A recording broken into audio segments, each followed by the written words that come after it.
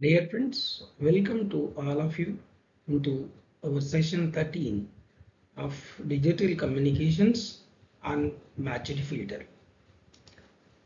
In this session, we will aim at familiarizing the matched filter concepts and what was the impulse response of the matched filter and how it filters the noise and it will give the better signal reception. Those concepts we will analyze in this session. So the session is intended for analyzing the matched filter design and extracting the signal to noise ratio observed with matched filter and the impulse response of the matched filter. Finally, we will focus on the applications of matched filter. These are the learning outcomes of this session. So this was the generalized receiver. The receiver usually receives the digitized version of the signal in the form of ones and zeros through a channel. At the receiver end, this data will be received along with the channel noise, which was modeled as a Gaussian white noise. This white Gaussian noise imposed signal is passing through a matched filter of impulse response HFT that will be obtained at the end of this matched filter. This signal will be sampled at the sampling rate, which is guided by the transmitter and in synchronism with the transmitter. And this response will be given to the decision device. This decision device will take a decision on the basis of whether the received signal is more than the threshold or less than the threshold which was actually fixed prior to this reception. So based on the actual response, whether it is more than or less than this threshold, it will take a decision in favor of 1 and C or 1 or 0. The efficiency of this entire receiver will depend on how much noise immune this matched filter is and how it will improve the signal to noise ratio, and thereafter the decision device will take the decision based on its threshold. So this was a simple example that we have taken. A 1 was transmitted as a pulse through this channel. In the absence of noise, the same pulse will be passed through this matched filter and as a pulse, and if it was sampled at this particular instant, this pulse will exactly be received, and finally the decision device will take a decision as the threshold is more than received signal is more than the threshold in favor of 1. Thus a bit 1 is going to be received as bit 1 in the absence of noise with perfect reception. But usually while the signal is passing through this channel and the equipment of the transmitting system will introduce some noise.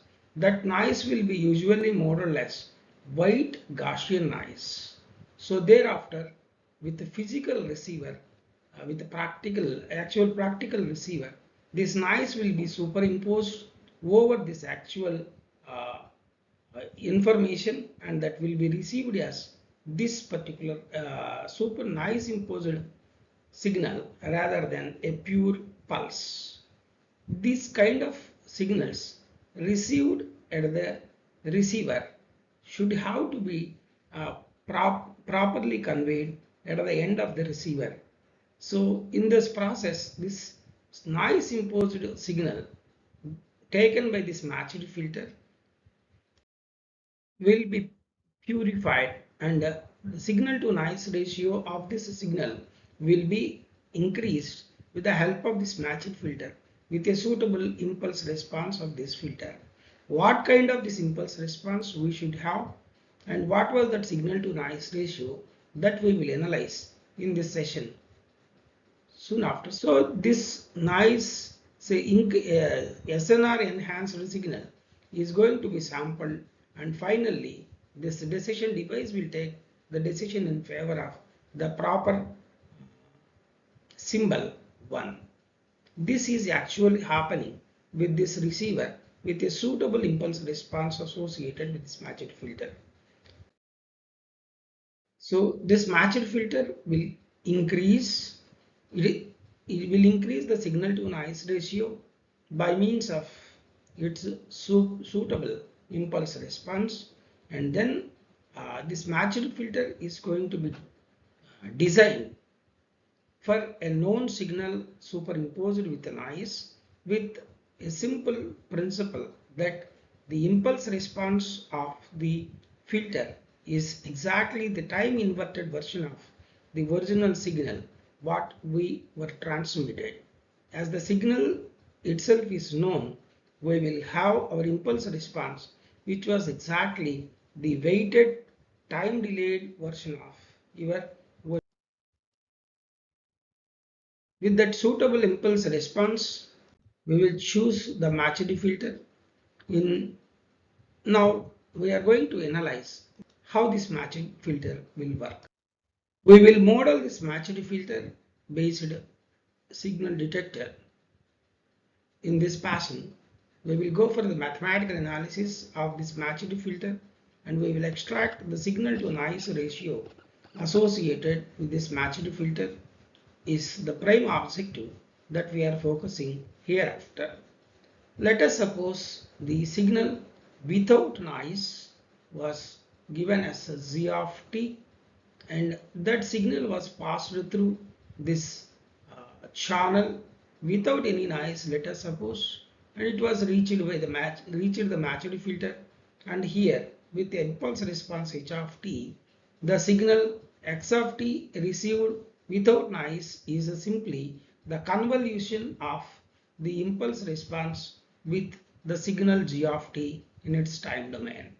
Whereas in frequency domain, the same can be considered as the product of the impulse response multiplied by the frequency response of this particular signal. Now we will analyze our matched filter and its signal to noise ratio. The main aspect and the problem associated with this matched filter is to detect the transmitted signal over a channel corrupted by the noise with maximum signal to noise ratio. In order to achieve it, we are going to model this signal simply in this way. We will analyze the matched filter. In this article hereafter, we will first analyze what was the impulse response of this matched filter to give the optimum response, and how this noise will be reduced with this matched filter, and what is the output of this filter for signal with white Gaussian noise. These aspects we will focus here onwards. So assume that the signal transmitted over the channel was imposed with a white Gaussian noise of a spectral density and not by 2, let us suppose, and this noise imposed signal was received with the matched filter. So the matched filters, as the matched filters impulse response is h of t, we will receive the output that itself is the convolution of the noise imposed signal. So in order to remove the noise and to improve the signal to noise ratio, we should have to choose the impulse response of the matched filter in such a way that the impulse response is the time reversed conjugate of the reference signal that was fed to the matched filter.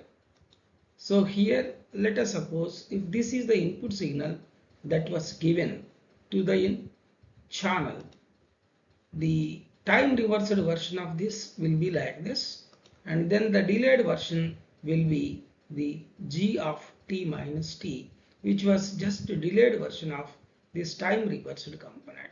So if you choose our impulse response like this for this particular signal, even though the noise was superimposed, we will get the maximum signal to noise ratio. So now we are going to calculate what was the signal to noise ratio of this matched filter for a